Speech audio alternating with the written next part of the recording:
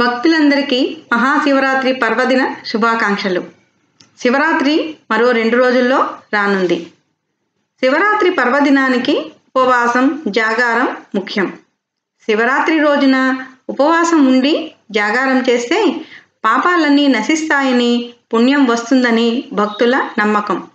అయితే చాలామందిలో శివరాత్రికి ఎలా ఉపవాసం ఉండాలి, జాగారం ఎలా చేయాలి అనే అంశాలలో కొన్ని సందేహాలుంటాయి. దీనికి సంబంధించిన కొన్ని విషయాలను మనం ఈరోజు తెలుసుకుందాం. అయితే ఈ ఉపవాస జాగారాలు ఎలా చేయడం వల్ల మనం పరమేశ్వరుని అనుగ్రహం పొందుతామో ఈరోజు నేను మీకు వివరించే ప్రయత్నం చేస్తాను.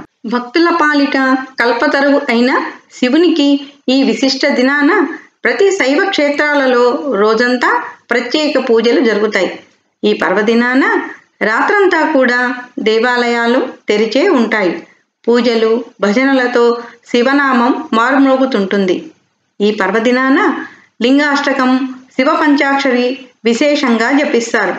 శివునికి దీపారాధన చేసి భక్తి ప్రపత్తులతో రుద్రాభిషేకం చేస్తారు. ఆలయాలలో శివపార్వతుల కళ్యాణం చేస్తారు. రోజంతా పరమేశ్వరుని ప్రార్థనలతో చింతనలో గడిపి రాత్రంతా జాగారం చేస్తారు.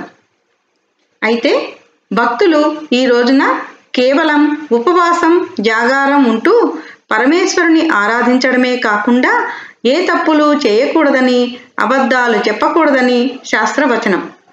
అయితే ఉపవాసం, జాగరణ ఎలా చేస్తే మంచిదంటే రోజంతా భగవంతుని సన్నిధిలో ఆ శివుని చెంతన ఆయన సేవలో ఉంటూ ఉండడమే ఉపవాసం అంటారు. ఉపవాసం అన్న పదానికి అర్థం ఏమిటంటే ఉపవసించడం అని. అంటే ఆ రోజు మనం ప్రతిరోజు చేసే కార్యక్రమాలకు స్వస్తి చెప్పి భగవంతునికి దగ్గరగా నివసించాలి.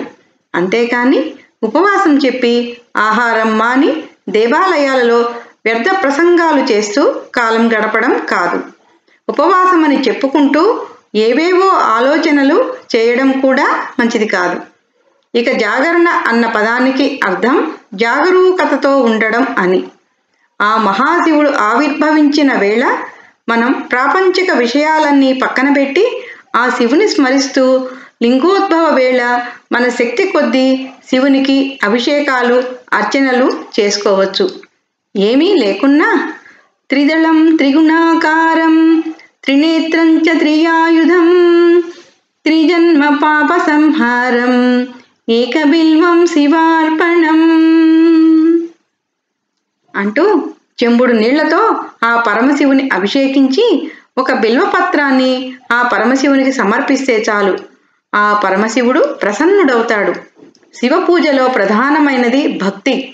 భక్తి లేకుండా కడవల కొద్దీ పాలతో అభిషేకం చేసినా ఎలాంటి ప్రయోజనం ఉండదు. శివరాత్రి పర్వదినం రోజంతా శివ పంచాక్షరి మంత్రాన్ని జపిస్తూ జీవితాన్ని సార్థకం చేసుకోవాలి. జన్మకో శివరాత్రి అంటారు. అందుకే జీవితంలో ఒక్కసారైనా ఇలా ఉపవాస జాగారాలు చేసి శివుని సేవిస్తే మోక్షం లభిస్తుందని మన పురాణాలు ఘోషిస్తున్నాయి. ఈ రోజున భగవంతుని గురించే ఆలోచనలు, భజనలు, కథలు, స్తుతులు చేస్తూ మనసుని ఆ పరమాత్మ పైనే కేంద్రీకరించి సమయం మొత్తం గడపాలి. ఇలా చేస్తేనే మనం చేసిన జాగరణ, ఉపవాసానికి ఓ సార్థకత ఉంటుంది. ఇక ఉపవాసం విషయానికి వస్తే మరీ కఠిన ఉపవాసాలు చేయడం మంచిది కాదు. ఖాళీ కడుపుతో భగవంతుని మీద ఏకాగ్రత నిలవదు.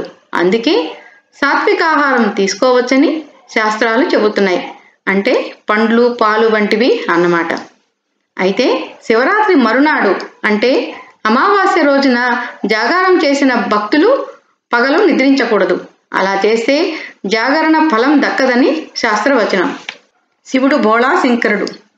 పత్రం, పుష్పం, ఫలం, తోయం వీటిలో ఏది సమర్పించినా స్వీకరిస్తాడు.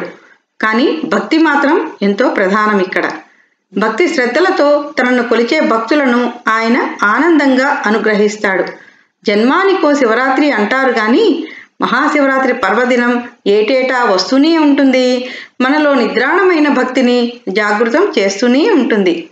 ఓం నమః శివాయ, హర హర మహాదేవ, శంభో శంకర. దేవగణార్చిత సేవితలింగం భావైర్భక్తిభిరేవ చ లింగం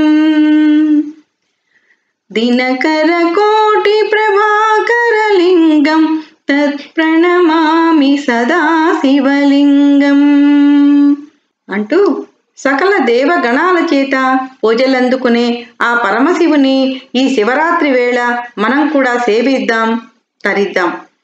ఏడాది పొడుగునా ఏ పూజలు చేయని వారు కూడా మహాశివరాత్రి నాడు ఈశ్వరుని ప్రార్థించి శివ సన్నిధిని పొందినట్లు మనకు పురాణాలలో ఎన్నో కథలు ఉన్నాయి. ఆఖరికి పాపాత్ములు కూడా శివరాత్రి రోజున అనుకోకుండా నియమాలు పాటించినా సరే ముక్తి లభిస్తుంది అంటారు. శివుణ్ణి ప్రసన్నం చేసుకోవడం చాలా తేలిక. అందుకే శివుని భక్తవశంకర అన్నారు. మరొకసారి భక్తులందరికీ మహాశివరాత్రి పర్వదిన శుభాకాంక్షలు.